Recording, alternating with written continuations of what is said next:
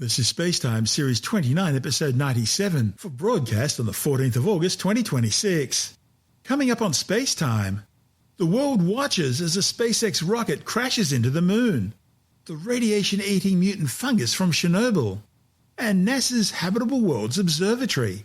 All that and more coming up on SpaceTime. Welcome to SpaceTime with Stuart Gary.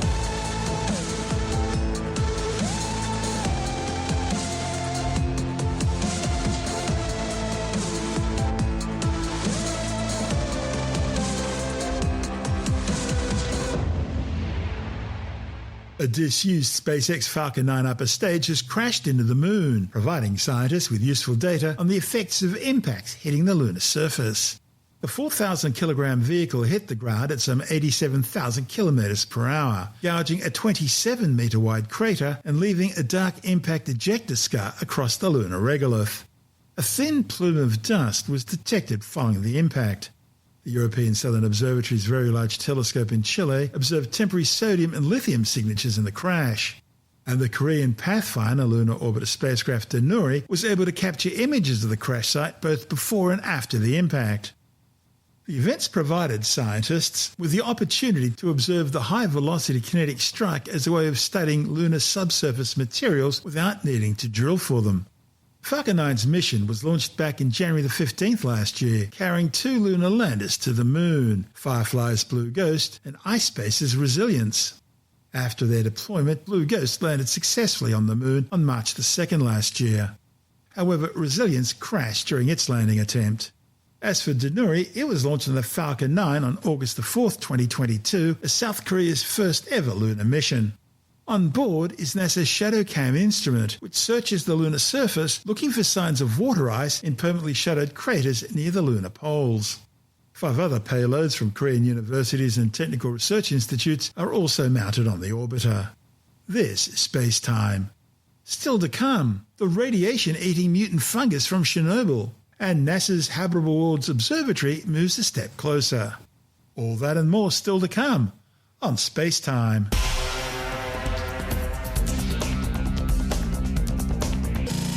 Scientists say there's a black fungus in the highly radioactive ruins of the Chernobyl power station that's now evolved to feed on radiation.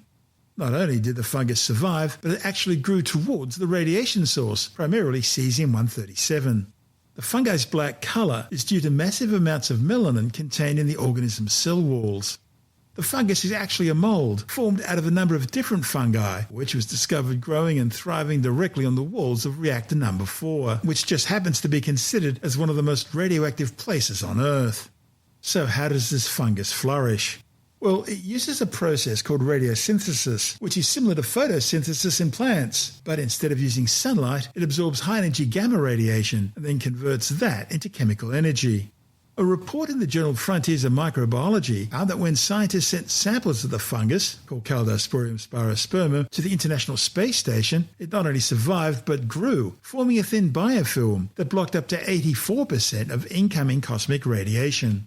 The study's authors say it means the fungus could eventually be developed to act as a sort of living radiation shield for crew on deep space missions. See, radiation is one of the biggest risk factors for long-duration space flights to the moon, Mars and beyond.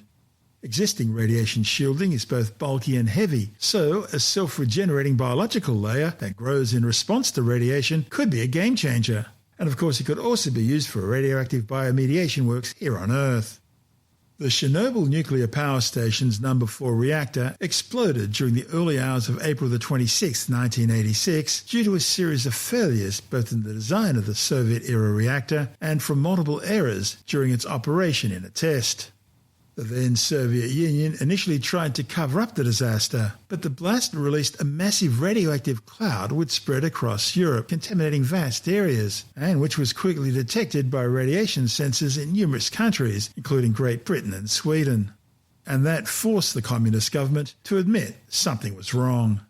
Radioactive iodine was the leading cause of death from Chernobyl, resulting in a rise in thyroid cancer in the most heavily contaminated regions, including Belarus, Ukraine, and parts of Russia.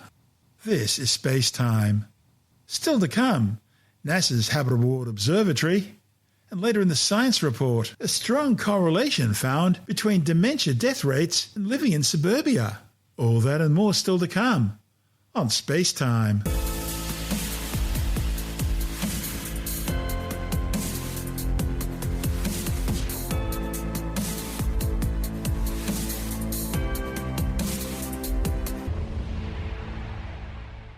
Scientists have designed two revolutionary new computer chips to process data from a new space telescope being developed called the Habitable Worlds Observatory, which NASA says will search the skies for signs of Earth-like planets that could potentially host life. The Habitable Worlds Observatory is a future flagship space telescope mission for NASA, building on the achievement of Hubble, Webb, and the soon-to-be-launched Roman Space Telescope. Its primary mission will be to search for and image Earth-sized exoplanets orbiting in the habitable zones of their host stars where liquid water can exist on their surface. The observatory will orbit along the Sun-Earth Lagrangian L2 position, the same region where the Webb Space Telescope orbits, about 1.5 million kilometres away from the night side of the Earth. This position keeps the Sun, Earth and Moon behind the observatory, thereby allowing a single sun shield to block out light and heat from all three sources. The telescope will use another shield called a chronograph to block out light from the target planet's host star, and then search for signs of life on that planet using ultraviolet, optical and infrared spectrometers. But to image Earth-like exoplanets, future space telescopes will need to process data in real time as they constantly correct tiny optical distortions to block out starlight and reveal the faint light coming from a nearby planet. Today's radiation-hardened space processors are simply too slow for this task, and powerful GPU-based systems require too much power to be cost-effective in space. So to overcome these problems, scientists developed two new kinds of memory chips which have just been presented to the Institute of Electrical and Electronics Engineers Space Computing Conference in Pasadena, California. The study's lead author, Nathaniel Blair from the University of Michigan, says the key insight of the research is that future space missions don't just need more computing power, they need the right kind of computing power. For these workloads, the bottleneck is moving data, not doing calculations. And that's where these new custom memory chips come in. They could dramatically reduce power consumption, with the strongest design a static random access memory architecture, reducing power use by up to a factor of 59 compared to GPU-based alternatives. See, imaging exoplanets would require dense matrix operations and low arithmetic intensity. So Blair and colleagues designed two custom hardware architectures. A high-bandwidth memory approach lays out 27 high-bandwidth memory chips horizontally, each made of a stack of 16 dynamic random access memory chips, and then connects them to a custom-designed processor. This creates, I guess you'd call it a sort of superhighway, allowing more data to be transferred. The second architecture is similar, but splits the data and processing across 56 custom chiplets, each with about 2 gigabytes of distributed static random access memory. This solution brings the raw data to the superhighway, splitting it into individual packets, each with a calculator that reports its results to a central manager. For a spacecraft, every extra watt of power requires larger solar panels, heavier batteries and cooling radiators to keep the satellite from melting. The authors calculated that by shrinking the computing power needed from 3,000 watts to just 51 watts, that would shrink the satellite's overall mass from 1,100 kilograms down to just 193 kilograms. As a next step, the researchers plan to manufacture the chiplets and test them in laboratory settings. The proposed launch date for the Habitable Worlds Observatory will be the early 2040s. This report from NASA TV. The stars above. What secrets do they keep? One of our biggest questions has always been, are we alone? We've now discovered thousands of planets beyond our solar system, but how many of those distant worlds have the conditions for life as we know it? How many have water vapor, a beacon indicating that oceans might be present? How many have gases like oxygen and methane, possible signs of life itself? And of those, which might truly have life? After decades of asking, a future NASA telescope could bring us the answers. The Habitable Worlds Observatory is a future mission designed in the tradition of the Hubble and Webb space telescopes. It will use its unique and sensitive eyes to see planets like our own, hiding in the light of their distant stars. Astronomers could then point this mighty space observatory to the most promising planets, those that may hold liquid water. With the help of its coronagraph instrument, which blocks out the dazzling starlight, the telescope will look for undiscovered Earth-sized planets in the star's habitable zone where liquid water could exist. The light from each planet will be split into a vibrant spectrum of colors, revealing clues to the chemical signatures we seek. From there, we can attempt to discover if a planet's atmosphere contains water. And from there, other signals like oxygen or methane. Should all these signs align, the Habitable Worlds Observatory would delve deeper to reveal other hidden clues of life.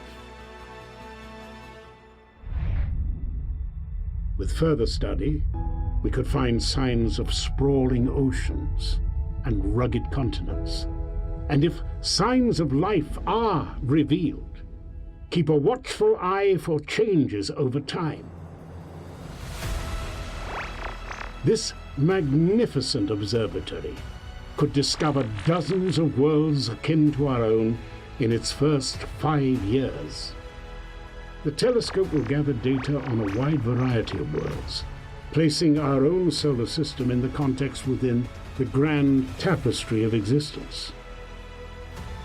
And the Habitable Worlds Observatory will, like the other great cosmic watchers, Hubble, Chandra, Spitzer, Webb, and soon Roman, also conduct a wide range of revolutionary observations of our cosmos, improving our understanding of how our universe led to potentially habitable worlds. Thus, the Habitable Worlds Observatory will help us embark on a quest as grand as any, to tell the story of life in the cosmos, and whether or not we are alone.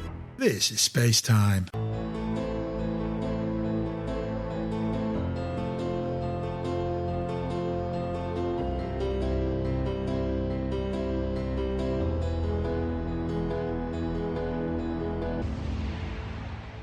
And time now to take another brief look at some of the other stories making news in science this week with the Science Report.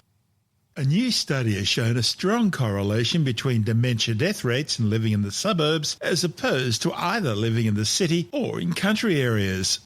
The findings, reported in the Journal of the American Medical Association, shows the link of dying from or with dementia was closely correlated with population densities of around 200 to 400,000 per square kilometre. That's roughly the population density of the suburbs of most Australian cities. Now, the authors say this could be because inner cities have better access to diagnostic care and services, while country areas have fewer environmental stresses such as noise, air pollution and heat. A new study shows improvements in tree, shrub and grass plantings along city streets can substantially improve pedestrians' thermal comfort. The findings, reported in the journal Urban Climate, have demonstrated how tree plantings provided significant relief from summer heat. The authors from the James Cook University and the University of the Sunshine Coast found optimising street vegetation to reduce urban heat through better landscaping on the city streets of Townsville and Ipswich improved thermal comfort by up to 2 degrees Celsius. A new study claims one of the world's most enigmatic animals, the Australian platypus, has an exotic origin story. Paleontologists at Flinders University have described rare 25-million-year-old fossils found east of the Flinders Ranges in remote outback South Australia, which show an ancient platypus with well-formed teeth. The findings, reported in the journal Australian Zoology, claims the monotreme was able to munch on a varied diet in large inland lakes and rivers, probably with other animals such as ancient lungfish, flamingo, and freshwater dolphins. Today's platypus do not have teeth. Instead, they have rough, flat keratin pads in their jaws that grind up small river animals, often with the help of tiny bits of gravel they scoop up from the bottom of the stream. A new study has shown that New Zealand's endangered yellow-eyed penguin is actually 3 genetically distinct subspecies that have been separated for thousands of years. The findings, reported in the journal Nature, analysed data from more than 200 penguins across mainland New Zealand and the sub-Antarctic islands while investigating why chicks had been dying from respiratory disease syndrome in the northern population. The authors found 3 deeply divergent subspecies with no evidence of migration between them, and that suggests the populations were separated much earlier than previously thought. The authors also identified genes linked to immune and respiratory function that may help explain why mainland yellow-eyed penguins appear especially vulnerable to the deadly respiratory disease, with fewer than 115 breeding pairs now remaining. In the modern computer age, even the grand old con of water divining has gone high-tech, with dowsers now adopting their own versions of high-tech equipment in order to gain people's trust. And their latest ploy involves so-called groundwater detectors. These devices are promoted as geophysical instruments that can find groundwater, but in reality this is not what they do. They do measure some geophysical properties, but not the presence of water. There are a number of different types around, but the one in vogue at the moment comes out of China, and according to their accompanying brochures, they claim to study the electrical structure inside the Earth. They're said to measure electrical potential differences between 2 points on the ground surface, presenting that data as colourful computer graphs that supposedly reveal the subsurface structure to great depths. However, real geophysicists question the assumptions made by the groundwater detectors, which appear to contradict the very theory they're allegedly based on. In addition to the questionable application of theory, concerns are also raised about field practices, data processing, and the repeatability of results.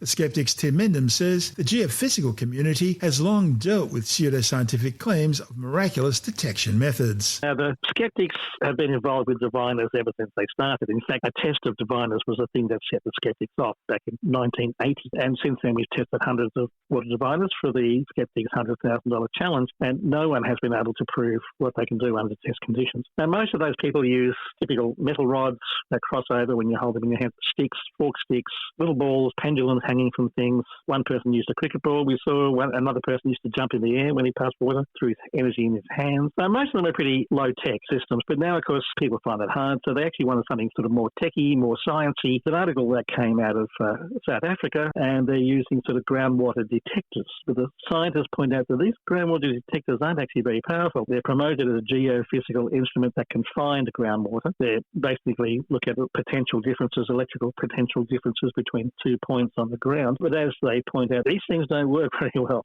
Studying the electrical structure inside the Earth, as they claim, is a bit of a grandiose claim. And some of the geologists and geophysicists are saying there's only one geophysical instrument, so a sciencey thing, that can directly detect water, and that's nuclear magnetic resonance, which is, say, similar principles to the magnetic resonance imaging, MRI, used in medicine. Actually, used to be one used in medicine used to be called nuclear magnetic resonance until someone discovered they didn't like the word nuclear. Anyway, NMR is applied to borehole logging to quantify free water in soil and rocks and assesses porosity and water content and permeability. These machines are expensive. The little equipment that is sort of promoted in some of these online sites for groundwater detectors probably priced a lot lower, less than $1,000 US. The NMR machines can get up to $100,000 plus, probably a lot more. You have to lug these things around, and you need a special expertise to use them. So this is not what you see in your average everyday water diviner. It's a far cry between the two. I'm still trying to get the picture out of my head of jumping in the air and passing water.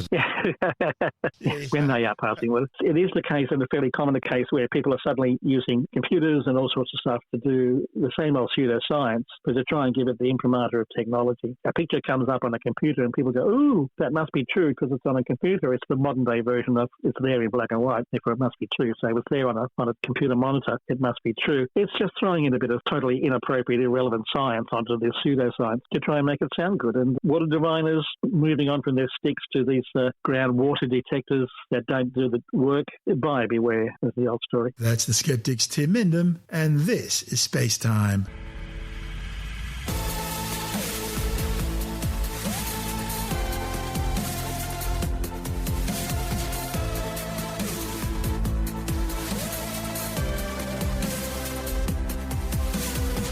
That's the show for now. SpaceTime is available every Monday, Wednesday and Friday through Bytes.com, SoundCloud, YouTube, your favourite podcast download provider, and from spacetimewithstuartgary.com. SpaceTime's also broadcast through the National Science Foundation on Science Zone Radio and on both iHeartRadio and TuneIn Radio. And you can help to support our show by visiting the SpaceTime store for a range of promotional merchandising goodies. Or by becoming a SpaceTime patron, which gives you access to triple episode commercial-free versions of the show, as well as lots of bonus audio content which doesn't go to air, access to our exclusive Facebook group, and other rewards. Just go to spacetimewithstuartgary.com for full details. You've been listening to SpaceTime with Stuart Gary. This has been another quality podcast production from Bytes.com.